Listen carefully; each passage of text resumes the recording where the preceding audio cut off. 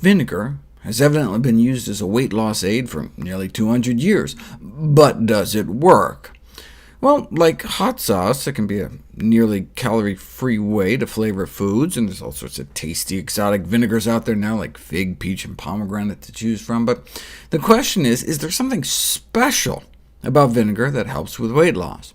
Vinegar is defined simply as a dilute solution of acetic acid, which takes energy for our body to metabolize, activating an enzyme called AMPK, which is like our body's fuel gauge. If it senses that we're low, it amps up energy production, tells the body to stop storing fat and start burning fat.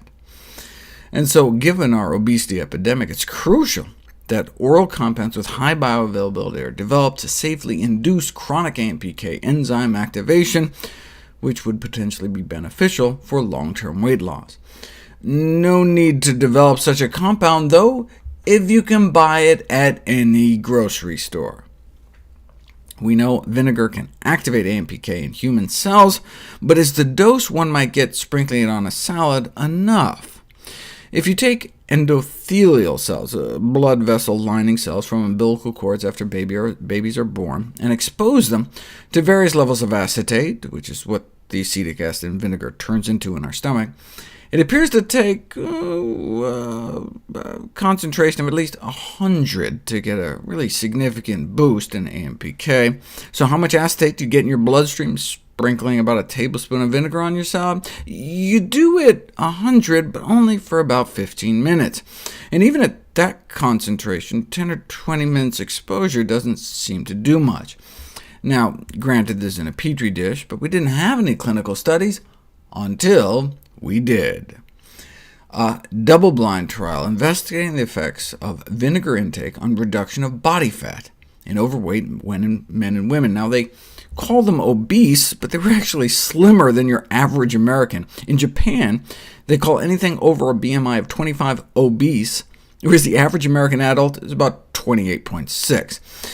But anyway, they took about 150 overweight individuals and randomly split them into one of three groups: a high-dose vinegar group, where they drank a beverage containing 2 tablespoons of apple cider vinegar a day; a low-dose group, where they drank a beverage containing only 1 tablespoon of apple cider vinegar a day; and a placebo control group, where they had them drink an acidic beverage they developed to taste the same as a vinegar drink, but using a different kind of acid, so there was no acetic acid.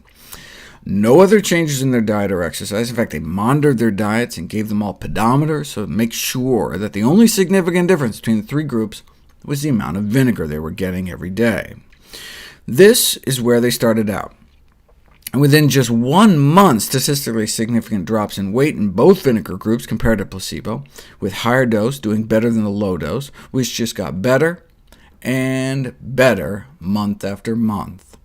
In fact, by month 3, the do-nothing placebo group actually gained weight, as overweight people tend to do, whereas the vinegar group significantly dropped their weight. Now, was the weight loss actually significant, or just kind of statistically significant? Well, that's for you to decide. This is in kilograms, so compared to placebo, the 2 tablespoons of vinegar a day group dropped 5 pounds by the end of 12 weeks. That may not sound like a lot, but they got that for just pennies a day without removing anything from their diet. And they got slimmer, up to nearly an inch off their waist, suggesting they were losing abdominal fat, but the researchers went the extra mile and put it to the test. They put the research subjects through abdominal CT scans to actually directly measure the amount of fat before and after in their bodies. They measured the amount of superficial fat, visceral fat, and total body fat.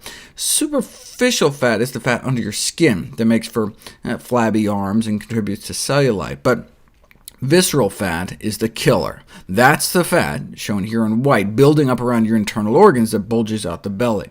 And that's the kind of fat the placebo group was putting on when they were gaining weight. Not good. But both the low-dose and high-dose vinegar groups were able to remove about a square inch of visceral fat off that CT scan slice. Now, like any weight loss strategy, it only works if you do it. A month after they stopped the vinegar, the weight crept back up, but that's just additional evidence that the vinegar was working. But how? A group of researchers in the UK suggested an explanation. Vinegar beverages are gross. They made a so-called palatable beverage by mixing a fruity syrup and vinegar and water, and then went out of their way to make a really nasty, unpalatable vinegar beverage, both with white wine vinegar, which were so unpleasant the study subjects actually felt nauseous after drinking them, so ate less of the meal they gave it with. So there you go. Vinegar helps with both appetite control and food intake, though these effects were largely due to the fruity vinegar concoctions invoking feelings of nausea. So is that what was going on here? Were the vinegar groups just eating less? No.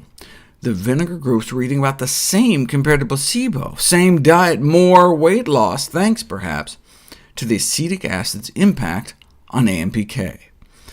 Now, the CT scans make this a very expensive study, so I was not surprised it was funded by a company that sells vinegars, which is good, since otherwise we wouldn't have these amazing data, but is also bad, because it always leaves you wondering if the funding source somehow manipulated the results.